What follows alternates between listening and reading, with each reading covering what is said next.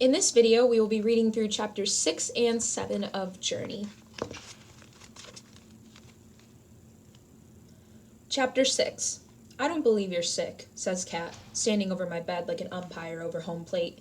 And if you are sick, you're glad of it. You like us to bring you soup and ginger ale. I have a sore throat, I tell her, pulling the covers under my chin.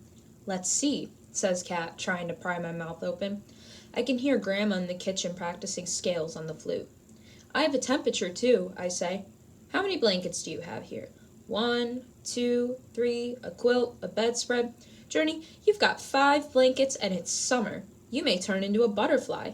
Kat, Mama tore up our pictures. Yes. You knew? Why am I the last one to know anything? You know things, Journey. You just don't want to believe them. You believe what you want. Kat, in a sudden motion, whips my covers off. Kat! She lets the window shade snap up and sun clatters into the room. I put my hands over my eyes. You're not sick, Journey, says Kat, standing at the window. You're hiding out. Grandma was surprised to see me dressed. Journey, are you feeling better? Kat made me get up. Grandma smiled. She put her flute on my bureau. Kat is a woman of action. She doesn't believe much in introspection. Introspection? Grandma sat on my bed. What you've been doing in here the past 2 days. Thinking, mostly about yourself. I looked up quickly to see if this was an insult, but Grandma was looking out to the garden where Kat was hoeing between the rows. Kat believes that if she keeps busy, all the things that bother her will go away, said Grandma. Does that work? Grandma turned to look at me. Not entirely, no more than thinking, but you will notice, she added, that my garden is twice the size it was last year. I looked out at the rows of lettuce and radishes, the fern-like tops of carrots. Grandma had turned up more grass this year, and she had even planted corn that stood stomach-high to me. We watched Kat finish a row, then stand back, wiping the back of her hand over her forehead. She lifted her shoulders suddenly, then began working again. Grandma leaned against the window frame and looked out, past Kat in the garden, past the meadows. Her face looked sad. She misses Mama, too. Aunt Lancy and Uncle Miner had moved away, and they visited sometimes, but Mama had stayed on to live with Grandma. Mama and Papa. And Mama was the youngest. We all do the best we can, you know, said Grandma. Your sister and I garden ourselves into madness. She looked at me. You think yourself into a sore throat. She sighed and gestured toward the barn. And your grandfather takes pictures. Grandfather, his camera around his neck, was prowling along the stone wall outside, his eye on Kat. Through the window, we could see him say something. We could see Kat turn with a surprised look, like a deer startled in the garden, as Grandfather took her picture. Watch now, Journey, Grandma whispered. That old buzzard is going to take a picture of us. How do you know? I whispered back. He didn't even look this way. Oh, yes, he did. I saw his eyes roll to the side. I'm the smartest woman in this room. Why are we whispering? I whispered. Grandma began to laugh, and she put her arm around me. I smiled, and we both looked out. Suddenly, Grandfather whirled and aimed his camera at us in the window. Such a noodle, said Grandma, laughing as he took our picture. She wiped her eyes with a handkerchief. Grandma? What? Why did Mama do it? The pictures. Grandma shrugged. I can't speak for Liddy. I never could, Journey, and it wouldn't be fair to you if I did. Then, I said, I'll have to ask her when I see her. Grandma looked at me, a quick look. She reached out to smooth my hair. I hope you get to do that, Journey. I really do. Grandma went to the dresser and picked up her flute. He shouldn't have told me, I said suddenly. Grandfather shouldn't have told me about the pictures. But Journey, Grandma said softly, you asked him. Grandma paused for a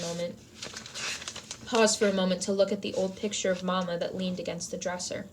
Funny, isn't it, how we are sometimes angry at the wrong person? She gave her head a little shake, as if shaking off a fly. Then she went out the door. You, I whispered to the picture, I could have had a sore throat. I could have a temperature. I leaned my elbows on the dresser and peered into Mama's face. Do you hear me? Chapter 7. And then the cat came. After the rains, when Grandfather and I were silent and uneasy with each other, and the lawn grew too long, and June bugs threw themselves against the lamp pit screens, I heard the soft thump as the cat jumped up to my sill. The cat stared at me, its face like a pansy, and then, without claws, it lifted a paw and hit the window screen, the tiniest of sounds.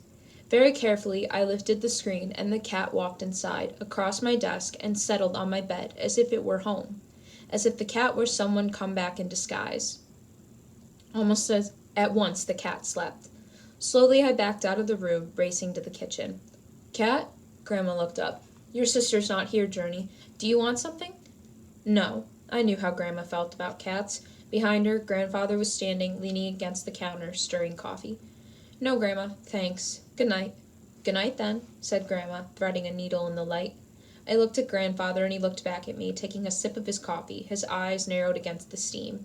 He turned his head to one side, as if he were getting a different view of me. I lifted my shoulders, took a breath, and beckoned to him, putting a finger to my lips. His eyebrows rose. After a moment, he put down his coffee, silently following me down the hallway to my room. "What is it?" he said at my bedroom door. "Look," I whispered, pulling his arm. I pointed. "Oh, my," whispered Grandfather. He smiled. "Look at that, all tuckered out." Slowly, he walked to the bed. The cat stretched, looked up at him, then curled up again. "Whose cat is it?" asked Grandfather. I was silent. Grandfather quickly looked down at me. "Journey," he warned. "No. You know your grandmother is not fond of cats. She loves her birds." "I love this cat," I said. "He tapped on my window screen. I think he's mine." "Do not," said Grandfather, whispering fiercely. "Do not name this cat." I knew the family rule. Do not name an animal, or you'll have to take care of it. If you name it, it's yours. "He tapped on my screen and walked right in and went to sleep," I went on. "Just like he lives here. And he does." I put out my hand and stroked the cat, and he put his paws around my hand, hugging me to him. "See?" I whispered. Grandfather bent down. "There's blood here, Journey. See? A little trail on the floor." Grandfather ran his hands over the cat, who peered at him through slit eyes. "Here it is, a little cut on his foot." Grandfather took out his handkerchief and blotted the cat's left paw. Suddenly, the cat reached over and took Grandfather's finger in his teeth. I held my breath as Grandfather and the cat stared at each other. After a moment, Grandfather smiled. "You are something," he said to the cat, and to prove it, the cat let go of his finger, turned over, and went back to sleep. "What is going on here?" Grandma's voice made Grandfather jump. The cat didn't move. "Oh, for heaven's sake, Marcus!" My sister appeared suddenly behind Grandma. Her face lighted up when she saw the cat. "Oh!" She turned to me. "Have you named him yet?" "Marcus," said Grandma warningly, her lips pressed tightly together. "Now, Lottie," said Grandfather, "this is an injured animal. We have to be humane here." "You know how I feel about cats," said Grandma, "and cats are not humane to birds." "We'll put a bell on him," I said. "2 bells, Grandma. Please." Grandma's face was stern. I turned to Grandfather. "I need this cat." My own words startled me, and Grandfather cleared his throat. "Actually, Lottie, it's unfortunate, I know, but Journey has named him already." I stared at Grandfather. Grandma saw my surprise. "Really?" she said, folding her arms across her chest. "And what would that name be?" "Yes," said Grandfather. His eyes roamed the room.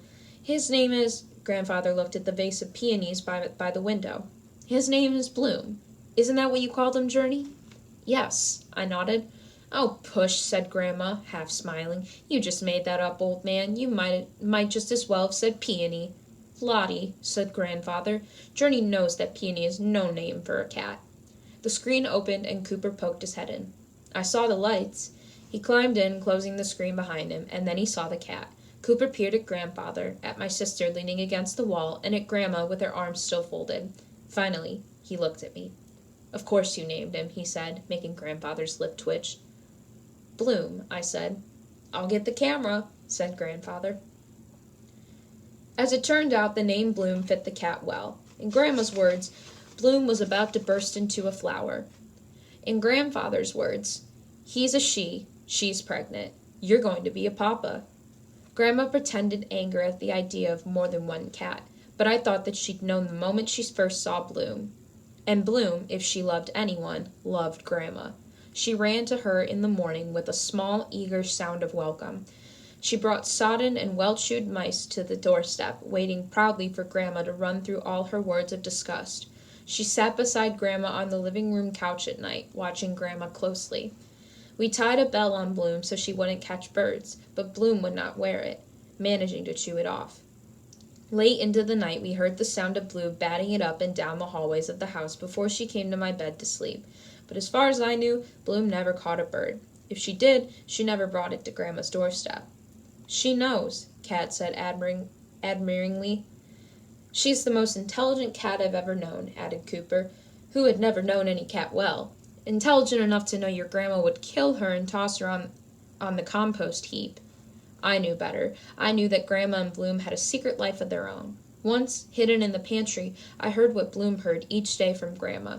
"Oh, no, you filthy little cannibal! Take that mouse away, you wretch!" Then whispered, "You are one splendid girl, the best in all the world. Would you like a treat?" One morning I borrowed Grandpa's camera and stalked them in the garden, and I took a picture of Grandma leaning over the onions to whisper to Bloom, Bloom's tail high, her face lifted to Grandma's. Almost a kiss. Days later, when Grandfather saw the picture, he grew very quiet, and when I looked up at him, his eyes were wet. He pinned the picture on the wall of the barn, and we stood next to each other, not speaking for a long time. Then we had the shortest conversation of our lives so far. "Lottie needs that cat," said Grandfather. I nodded. "The camera knows," I said.